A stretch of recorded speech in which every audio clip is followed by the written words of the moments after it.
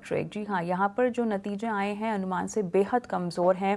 6% हम देख रहे हैं स्टॉक डाउन है। तमाम फ्रंट पे हमने देखा है कि कमज़ोर परफॉर्मेंस है। आय 55% घटी है, 470 करोड़ पर यहाँ पर आंकड़ा आता हुआ देखा गया है ईयर ऑन ईयर बेसिस। और डेफिनेटली कोई अचंभे की बात नहीं होगी तेजस अगर इस तरह के नंबर्स रिपोर्ट हुए हैं। हालांकि काफ़ी हद तक उम्मीदें कमज़ोर नतीजों की ही थी, लेकिन उससे भी ज़्यादा नंबर्स कमज़ोर आए हैं। ओवरऑल अब इस स्टॉक में क्या करें? जिन्होंने खरीदा हुआ है वो अब किस स्टॉप लॉस के साथ रुके रहें?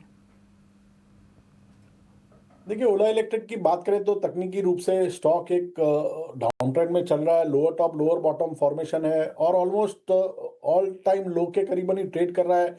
34-35 का एक अहम रेजिस्टेंस जोन है। जब तक ये स्टॉक निकालेगा नहीं ये लेवल, तब तक मुझे लग रहा है ऊपरी स्तरों से दबाव बना रहेगा स्टॉक में। और मैं एक डिस्क्लेमर भी देना चाहता हूँ, ये स्टॉक में मेरा निजी निवेश भी है, तो please consult your financial advisor before taking any position. Tejas भी यहाँ पर जो है कुछ रेकमेंड करने से बच रहे हैं। क्यों तेजस? इसीलिए आपने कहा कि आप आर्थिक सलाहकार की सहायता ले ही लीजिए, उनसे मदद ले लीजिए और उसके बाद ही ओला इलेक्ट्रिक में कुछ किया जाए। नहीं, बिल्कुल ठीक है, कॉशियस रहना चाहिए। खास इस तरह की कंपनियां जहाँ पे लगातार निराशा ही हाथ लग रही है, डिसअपॉइंटमेंट ही हाथ लग रही है और प्रमोटर्स मैनेजमेंट जो है ऐसे लगता नहीं है किसी भी स्थिति का संज्ञान लेने के मूड में दिखाई दे रहे हैं। बहरहाल हम आगे बढ़ते हैं। फोर्टिस हेल्थ तेजस अगला स्टॉक जो रडार पे रहेगा।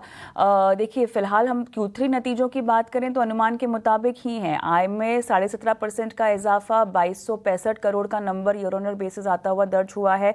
स्टॉक लेकिन आधा % यहाँ पे टूटता हुआ फिलहाल हमें दिखाई दे रहा है। 912 के आसपास कारोबार भी हो रहा है। बट ओवरऑल पिछले 5 दिनों में 2.5% का इजाफा, लेकिन पिछले 1 महीने में कुछ खास मूवमेंट हुई नहीं है स्टॉक में।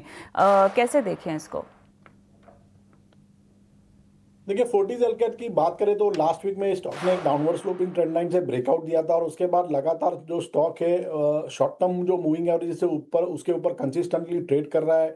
940 950 का एक अहम रेजिस्टेंस जोन है। अगर ये लेवल सरपास होता है तो मुझे लग रहा है स्टॉक में एक फ्रेश बाइंग मोमेंटम आ सकता है और in that case stock can go up to the level of 1000 to 1010।